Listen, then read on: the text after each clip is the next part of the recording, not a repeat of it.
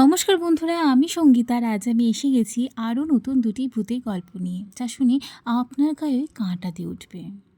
রুদ্র পাঠানো আগেও দুটো ঘটনা আমাদের প্রত্যেকেরই খুবই ভালো লেগেছিল, আর আজকেও তার লেখা তৃতীয় ঘটনাটি নিয়ে এসেছি। আশা করছি আপনাদের ভালো লাগবে। গল্পটির নাম শেষ দেখা। সেদিন সন্ধ্যের পর থেকে বৃষ্টির বেগ বেড়ে গেল। রোজই যায় অতনুদার বৈঠকখানায় সন্ধেবেলায়।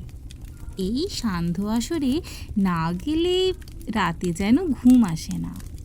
অতনুদা, পরিমলদা, আমার এক কলিগ বন্ধু সৈকত, যদিও অতনুদা ও পরিমলদাও আমার কলিগ, ভাড়া থাকি অতনুদা ও পরিমলদার পাড়াতে। অতনুদার বাড়ি পাড়ার একদম শেষ প্রান্তে, কিন্তু আজ ইচ্ছে হলেও শরীরটা সাথ দিচ্ছে না। গতকাল রাত থেকে জ্বর ভাব। আজও সেই অবস্থায় অফিস করেছি, কিন্তু এই বৃষ্টির জল গায়ে পড়লে আরও শরীর খারাপ হবে, তাই আজ আর বেরোলাম না। আজ আবার কারেন্টও নেই। বাড়ি ফেরার সময় শুনলাম কিছুক্ষণ আগেই পাড়ার ইলেকট্রিক ট্রান্সফরমার পুড়ে গেছে। আজ তো কারেন্ট আসবেই না। এখন নতুন না আসা পর্যন্ত অপেক্ষা করতে হবে। বাইরে বেরোনো ক্যান্সেল। এদিকে কারেন্ট নেই, শরীরটাও ভালো না, তাই তাড়াতাড়ি রাতের খাওয়া সম্পূর্ণ করে বিছানায় শুয়ে পড়লাম। মাথাটা ব্যথা করছিল, একটু শীতও লাগছিল, তাই গায়ে চাদর ঢাকা দিয়ে দিলাম। ঘুমটা ভাঙল বেশ জোরে দরজার ধাক্কা পড়ার শব্দে। ঘুমের ঘোর দুই চোখে বিছানা ছেড়ে নামলাম। এত রাতে আবার এই বৃষ্টিতে কে এলো? দরজা খুলতেই দেখি সৈকত দাঁড়িয়ে। কি ব্যাপার সৈকত? অতনুদার শরীরটা ভীষণ খারাপ, সৈকত বলে। এদিকে পাড়াতে একজন সন্ধ্যাবেলাতে মারা গেছেন, অনেকেই শ্মশানে চলে গেছে। বৌদি ফোন করতেই আমি ছুটে এলাম তোমায় ডাকতে। কথাটা যেন বুকে বিঁধে গেল। শরীর খারাপের পরোয়া না করেই রেনকোট পরে ছুটলাম অতনুদার বাড়ি। ফোন করে অফিসের গাড়িটা আনিয়ে নিলাম। হাসপাতালে যখন পৌঁছলাম তখন মাঝরাত। অতনুদাকে ভর্তি করেই নিল। আমরা সবাই বাইরে এসে বসলাম। অতনুদার প্রচণ্ড পেটে ব্যথা, আসলে প্রচণ্ড মদ্যপানের জন্যই হয়েছে এটা। এর আগেও ডাক্তার নিষেধ করেছিল কয়েকবার, কিন্তু লোকটা শুনলে তো এ বিষয় কিছু বললেই বলবে আমি মারা গেলে আমার দেহ সৎকারের আগে আমার ব্র্যান্ডের মালটা মুখে ঢেলে দিতে ভুলিস না যেন। তারপর স্বভাব সিদ্ধ ভঙ্গিতে হাঁ একটা জোরালো হাসি। মনটা খারাপ আমার আর সৈকতের। কথাগুলো মনে পড়ছে। রাত 2:30 বাজে। আমরা এতক্ষণে বার দুয়েক নার্সের নির্দেশে 2 দফায় বেশ কিছু ওষুধ এনে দিয়েছি।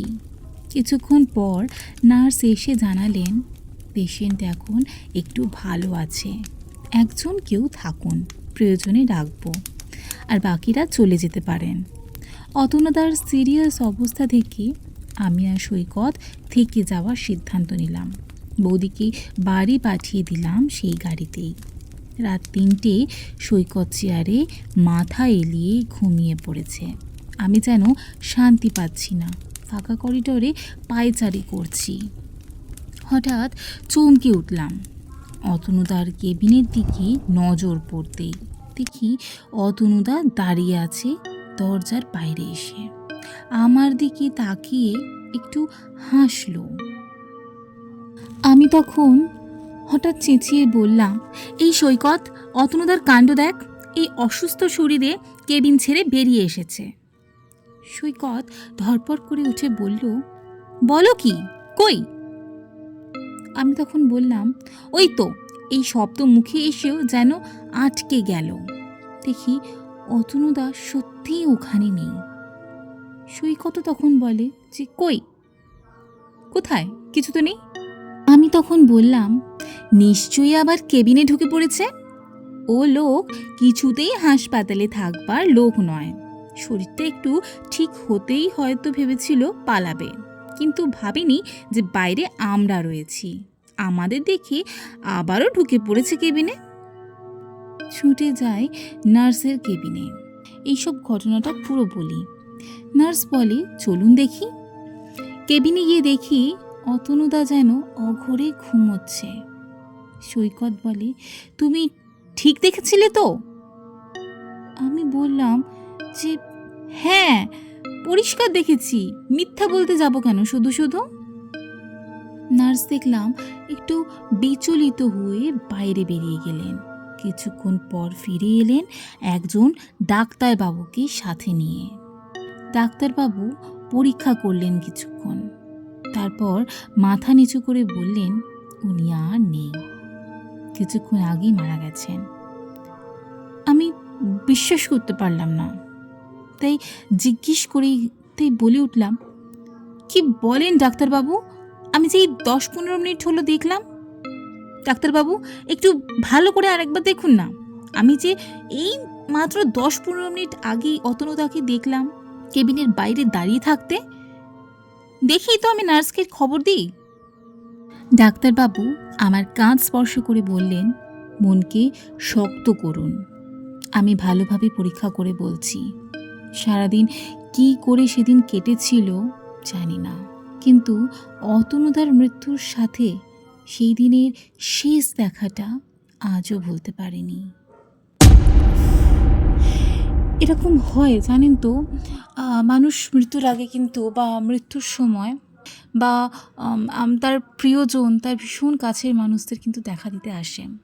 আমারও যখন দাদু এক্সপায়ার করেছিলেন, তখন কিন্তু আমার ঠাম্মিকে বলা হয়নি, অথচ তিনিই কিন্তু ঘুম থেকে ধরফড়িয়ে উঠে বলেছিলেন যে ওরে একটু খবর নেই, এরকম মানে তিনি আভাস পেয়ে গেছিলেন।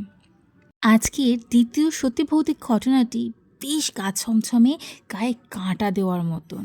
ঘটনাটি যখন আমি পড়ছিলাম, আমার নিজেরও ভীষণ অদ্ভুত লেগেছিল। আজকে দ্বিতীয় ঘটনাটি পাঠিয়েছেন বাংলাদেশ থেকে আশরাফুজ্জামান মোহন। তিনি ঠিক যেমনভাবে লিখে পাঠিয়েছেন, আমি ঠিক তেমনভাবেই পড়ে শোনালাম। আত্মহত্যা। গল্পটি 1995 সালের আব্বাস নামক ব্যক্তির সাথে ঘটেছিল। সেই সময় তিনি ইন্টারমিডিয়েটকে পড়তেন। তাদের বাসা ছিল কুষ্টিয়ার পদ্মা নদীর কাছের এক গ্রামে। তিনি পড়াশোনার পাশাপাশি কিছু টুকিটাকি ব্যবসাও করতেন। ব্রয়লার মুরগির ফার্মের কাজও করতেন। রাতের বেলায় থাকার জন্য তিনি মুরগির ফার্মের পাশেই একটা ঘর বানিয়ে থাকতেন, যাতে রাতে শিয়াল বা অন্য কোনো প্রাণী মুরগির উপর আক্রমণ করতে না পারে। তার মুরগির ফার্মের পাশেই একটা পুকুরও ছিল, এবং পুকুরের পাশেই একটা বড় পুরানো কবরস্থান। তার একটা ভাগিনাও ছিল, নাম ছিল ইমন। একদিন একটা কারণেই ইমন তার পরিবারের সঙ্গে রাগ করে বলে, আমি আজ মরেই যাব। এই বলে একটা রশি নিয়ে পুকুরের দিকে চলে যায়। পরে সে গাছের ডালে রশিটা বাঁধে, কিন্তু কি মনে করে যেন সে রশিটা খুলে আবার বাসায় চলে আসে। তার পিছনে তার পরিবারের সদস্যরাও গেছিল, যাতে তার কোনো দুর্ঘটনা না ঘটে। তার ফলে সে আর গলায় ফাঁসি দিতে যায় না। কিন্তু এরপর থেকে ইমনের সাথে একটা ঘটনা ঘটতে থাকে। সে প্রতি রাতেই স্বপ্নে দেখত কেউ ওকে জঙ্গলের ভিতর থেকে বলছে, তুই আত্মহত্যা কর। সে এই কথা তার পরিবারকেও বলে, কিন্তু মনের ভুল ভেবে বেশি কিছু চিন্তা করে না। কিছুদিন পর সে রাতে জঙ্গলের দিকে রশি নিয়ে যেতে থাকে। তার পরিবারের একজন সদস্য দেখি বলে, তুই এত রাতে রশি নিয়ে কোথায় যাচ্ছিস? সে বলে, আমি আবার কোথায় যাচ্ছি, আমি তো নিজেই জানি না। এরকম প্রায় প্রতিদিনই হতে থাকে। তাই বাসার সবাই ইমনকে পাহারা দিতে থাকে। কিন্তু একদিন হঠাৎ করেই সে নিজেই আত্মহত্যা করে। কিন্তু কারোর সাথে তার কোনো সমস্যা ছিল না। শেষে ওই যে তার পরিবারের সাথে একটু রাগারাগি হয়েছিল, কিভাবে বা কেন করেছে তা কেউই জানে না। গ্রামে একটা প্রচলিত কথা ছিল যে কেউ যদি আত্মহত্যা করতে যায় কিন্তু পরে সেটা সে না করে, তাহলে তার যে ওই রশিটা ছিল সেটা পুড়িয়ে ফেলতে হয়। যদি তা না করে তাহলে সে মরে যায়। তাই তারা মৃত্যুর কারণ হিসেবে এটাকেই বেছে নেয়। তাকে আব্বাস সাহেবের যে মুরগির ফার্মের পাশে কবরস্থান ছিল সেখানেই দাফন করা হয়। আব্বাস সাহেব ইমনকে খুব ভালোবাসতেন, ভাগিনা ছিল তো তাই। এছাড়াও তারা মাঝে মাঝেই তাদের মুরগির ফার্মের পাশের ঘরে একসাথে ঘুমাতেন, রাত ভরে গল্প করতেন, যার কারণে তিনি নিজেও খুব ভেঙে পড়েন তার ভাগিনার এভাবে মৃত্যুতে। 7 থেকে 8 দিন পরে সে স্বপ্নে দেখে ইমন কবর থেকে উঠে এসে মুরগির ফার্মের পাশের সেই পুকুরে ঠিক যেভাবে গরু ছাগল হামাগুড়ি দিয়ে পুকুরে পানি খায় ঠিক সেইভাবেই পানি খাচ্ছে। এটা দেখে তার ঘুম ভেঙে যায়। সে এরপর থেকে প্রতিদিনই একই স্বপ্ন দেখতে থাকে। দুঃস্বপ্ন বা ইমনের কথা খুব মনে পড়ছে বলে হয়তো এরকম স্বপ্ন দেখছেন।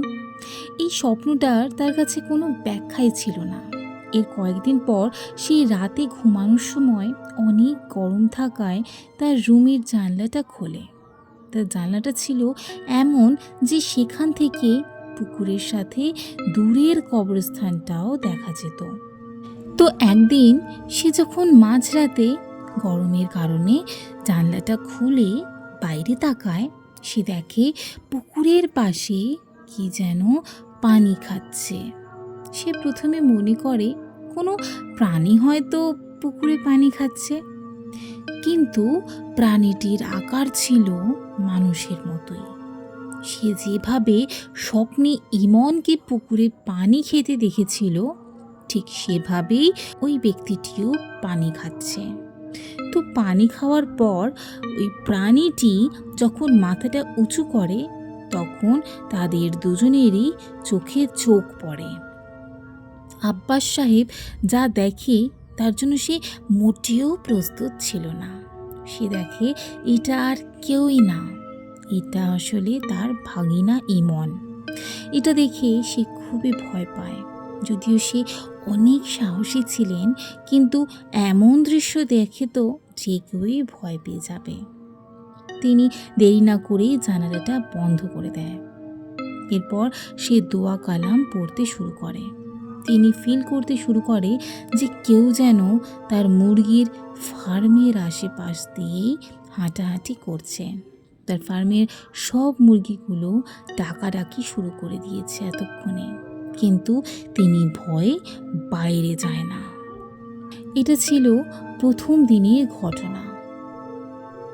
তার সাথে যা যা ঘটেছিল তা সে তার পরিবারের সাথে শেয়ার করে। তারপর থেকে তার সাথে আর একটা ঘটনা ঘটতে থাকে। সে যখন ফার্মে ঘুমাতে যায় তখন ইমন দরজার সামনে এসে বলে, আব্বাস মামা, আব্বাস মামা, আমার কবরে থাকতে অনেক কষ্ট হয়। তুমি একটা কাজ করো, তুমি কবরের একটা পাশ ভেঙে বা ফুটো করে দাও যাতে আমি কবর থেকে বের হয়ে আসতে পারি। আব্বাস একজন সাহসী ব্যক্তি ছিলেন, তো তাই তিনি বুঝতে পেরেছিলেন যে এটা কোনো দুষ্টু জিনের কাজ। তখন তিনি বলেন, তোর তো কত শক্তি, তাহলে তুই নিজেই কবর ভাঙছিস না কেন? তাহলে আমার কি দরকার আছে? তখন জিনটা আর কোনো কথা বলে না। এই ঘটনা ঘটার পর থেকেই আব্বাস সাহেব আর রাতে মুরগির ফার্মে থাকে না। তার সাথে আর কোনো ঘটনাও ঘটে না। এই কিছুদিন পর আব্বাস সাহেব শুনতে পারেন যে তার পাশে গ্রামের একজন বৃদ্ধ লোককে জিনে ধরেছে। আরও অবাক হওয়ার মতন ঘটনা হলো, তিনি যখন পজেস হন তার গলাটা পুরো ইমনের মতন হয়ে যায়। ওই গ্রামের অনেক মানুষই তো ইমনকে চেনে, তাই তারা বুঝতে পারে যে এটা ইমনের গলার আওয়াজ। তো আব্বাস সাহেব এই কথা শুনে খুবই অবাক হন, তাই এই সত্যতা জানতে সেখানে যান। সেখানে গিয়ে দেখেন বৃদ্ধ লোকটিকে শিকল দিয়ে বেঁধে রাখা হয়েছে। সে যাওয়ার সাথে সাথেই বৃদ্ধ লোকটা আব্বাস সাহেবকে দেখে হাসে আর বলতে থাকে, কি মনে আছে তোর ফার্মে যখন আমি ইমন সেজে যেতাম? তখন আব্বাস সাহেব নিশ্চিত হয়ে যান যে এটা কোনো খারাপ জিনের কাজ। তাই তিনি সবাইকে বলেন যে তাকে কোনো ভালো হুজুর দেখাতে। এর মধ্যেই এক রাতে বৃদ্ধ লোকটা শিকল ভেঙে পালিয়ে যান। সবাই তাকে খুঁজতে শুরু করে, কেউ হ্যারিকেন দিয়ে তো কেউ আবার টর্চ দিয়ে।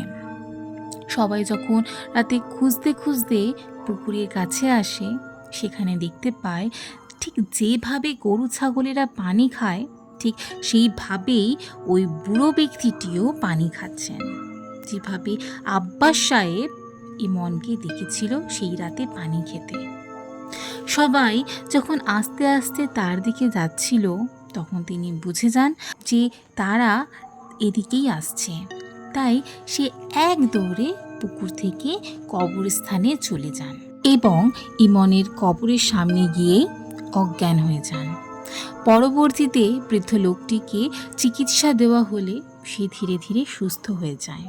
এরপর থেকে আব্বাস সাহেবের সাথে আর কোনো ঘটনা ঘটেনি, আর এরকম ঘটনা গ্রামের কেউ আর দেখতে পাননি। আজকের এই আত্মহত্যার ঘটনা দুটি আপনাদের কেমন লাগলো অবশ্যই কমেন্ট বক্সে জানাবেন। আমার তো খুবই ভালো লেগেছে। আমি তো জাস্ট যখন গল্পটা পড়ছিলাম আমার চোখের সামনে প্রত্যেকটা সিন ভাসছিল। যার সাথে হয়েছে তার তো মনে হয় কয়েকদিনের ঘুম উড়ে গেছে, সাংঘাতিক। তো বন্ধুরা, আজকের এই দুটি ঘটনা আপনাদের কেমন লাগলো অবশ্যই কমেন্ট বক্সে জানাবেন। আর কোন ঘটনাটি আপনাদের সবথেকে বেশি ভালো লেগেছে এটাও কমেন্ট বক্সে জানাবেন। আর আপনারা যদি নতুন হয়ে থাকেন তো অবশ্যই লাইক, কমেন্ট, শেয়ার সাথে সাবস্ক্রাইব করে পাশে থাকা বেল আইকনটা প্রেস করে দেবেন। ও হ্যাঁ, যদি আপনাদের জীবনে কোনো ভৌতিক ঘটনা বা কোনো শোনা কাহিনী থাকে অবশ্যই আমাদের স্ক্রিনে আসা এই ইমেল অ্যাড্রেসে বা আমার ফেসবুক পেজে লিখে পাঠাতে পারেন। তো চলো, bye bye, stay blessed, be happy.